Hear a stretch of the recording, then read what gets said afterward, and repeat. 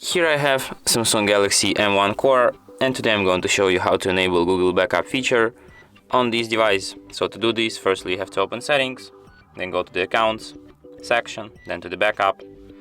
Then you have to add your backup Google account. Firstly you have to enable this feature by tapping here. I don't know how it works with this place to touch. Then tap account and edit.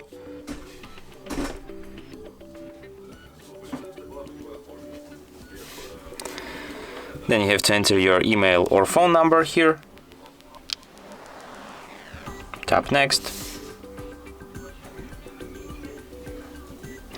Then you have to enter your password. Tap next.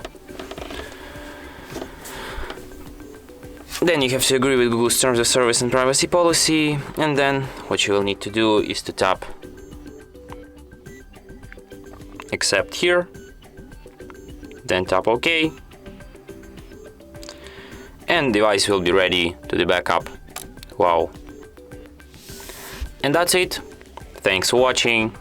If you find this tutorial useful, don't forget to hit that like button and subscribe to our channel.